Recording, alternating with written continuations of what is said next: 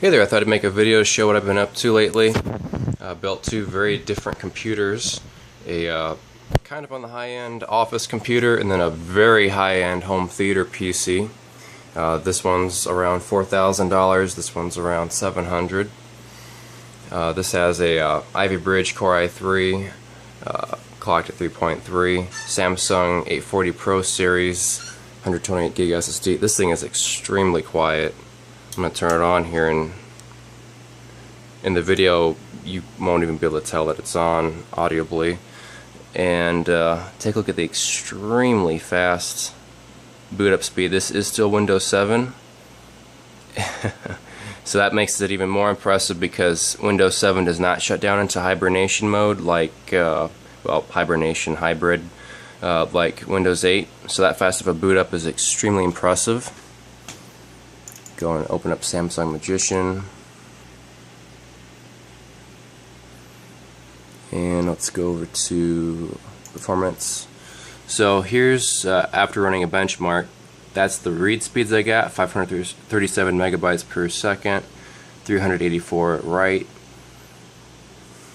And then over here, this has a Core i7 3770K and a 256 megabyte SSD 840 Pro Series for the OS, and a 512 gig for capture, and then two 2 terabyte hard drives and RAID 1 for archiving. We'll be upgrading that to 4 terabyte drives around the end of the year. Has Blackmagic Studio. Let me double check. It's the yeah, DeckLink Studio Edition capture card. So you can actually capture HDMI feeds. They can't be encrypted, but he's going to be recording from satellite feeds, so that'll work out fine. 660 for the win. 860i digital power supply. 7-year warranty on that. It's like the longest warranty you can find out there for a power supply. So this is specifically overbuilt so that we don't have to worry about anything crashing or failing, because he cannot risk this thing crashing during a race. That's what he's going to be recording, is Indy races, and it would be a very discouraging event, to say the least. So we got Active Valor recording off of a Blu-ray player right now, just testing it. And since it's a Blu-ray player, I'm having to use Component here because, of course, the HDMI feed would be encrypted. Then over here, of course the monitor just turned off, I'm playing with some, I don't know if you want to call it next-gen graphics. This is better than the Xbox One and the PlayStation 4 graphics are going to be. So unfortunately for the console people, and really all gamers, including PC gamers, the next-gen consoles, which haven't even come out yet, have already been beat by PC. And keep in mind that this graphics demo is running off of 3-year-old graphics cards. So there's 2 cards in here. Each one's equivalent to about 5 Xbox 360s. So an Xbox 360 is 0.25 teraflops, so 0.25 trillion calculations per second roughly. And then these cards are each running at 1.25, so 5 times as fast. Current gen graphics cards are actually 4.5, and so that's a huge amount of power over current gen consoles. And then the next gen consoles that are going to be coming out are at best going to be around 2 teraflops. So the quote-unquote next-gen consoles are only going to be half as powerful as current-gen PCs. And again, keep in mind, PC is always moving forward. So next year around February or March, so just a few months after the next-gen consoles launch, the next-gen PC cards will be coming out. and it's safe to estimate that they'll be around 6 teraflops. So, and remember, these stupid next-gen consoles are going to be current gen for probably 6 years before we get our next gen again, which is always going to be behind. So yeah, I doubt you're going to see graphics like this on the next gen consoles, and if you do, it's not going to be running at 1080p. So that's the thing. This demo right now, which I'm just going to go and grab this so you can see this is not a video. See, I'm completely interacting with it.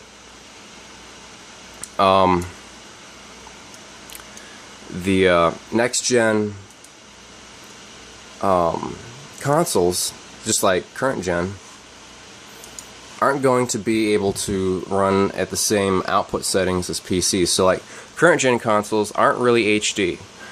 Even the crummy Call of Duty games aren't even running at 720p. They've been running at around 604p, so that's not HD. And then they've had to clock it down that low so that they can run it at 60 frames per second. All PCs pretty much are running at 1080p, 60 frames per second, and there's already gamers playing at 1440p and even higher now. The next gen consoles, it's already been revealed by DICE that the next gen consoles will be running Battlefield 4, which does not look as good as this. It's not going to look as good as this.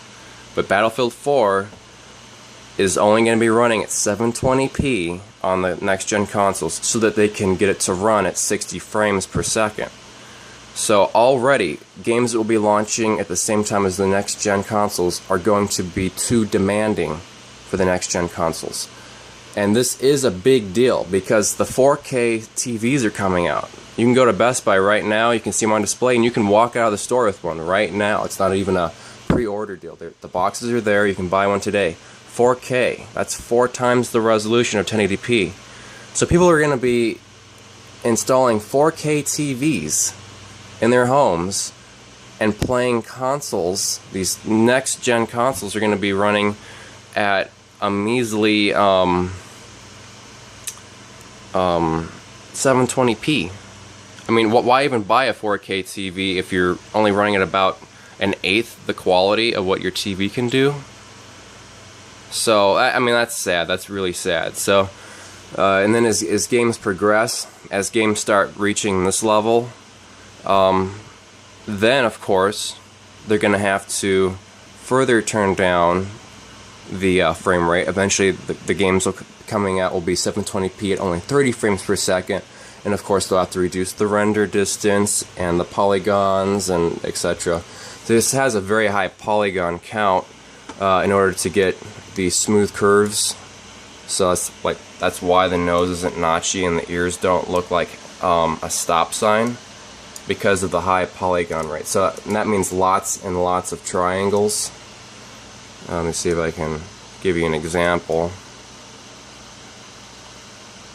So that's with tessellation.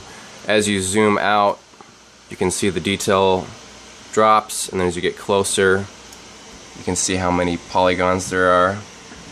And it's real smart with placing them where it needs to be in order for it to look its best. So certain areas that don't even have as much detail going on, it automatically scales down the amount of polygons there instead of just automatically putting the same amount everywhere, so that it keeps performance up but yet also doesn't neglect detail. So like you can see over here where there's a very, very slight curve going on, the polygon level is so dense that it almost looks solid. Whereas over here when you're looking straight on and the curve isn't as noticeable, you can see the quality's greatly turned down because it's not needed here. So I'm going to go and turn this back off so you can just see what I mean. It looks fantastic everywhere. Look how smooth that curve is. It's not notchy. So anyways, this is one of the many reasons why I'm not impressed with these so-called next-gen consoles. Because look what I can do on 3-year-old computer hardware, which the next-gen consoles won't be able to, at least not at this resolution. So anyways, thought I'd show an update on what's going on. If you want to look more into the program I'm running here, type in FaceWorks. It's from NVIDIA. This is a GeForce demo. And the reason for all the subtle movements, the realistic subtle movements in the face, is because they did use, it's called FaceWorks because they actually captured a real person's face. They would have had markers all over and stuff, so they could capture all the subtle details, like even when he's sucking on his lip, all the very realistic and subtle movements in the skin and wrinkles and stuff. That's very difficult to manually animate using sliders. So instead they just recorded it, and now it's being reanimated. It was about 100 gigs worth of data, which they were able to, and they explain in their videos, were able to compress down to about 300 megabytes per human face.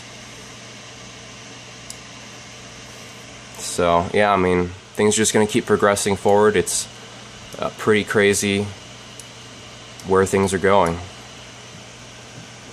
So anyways, that's all for now. I'll make another one in the future.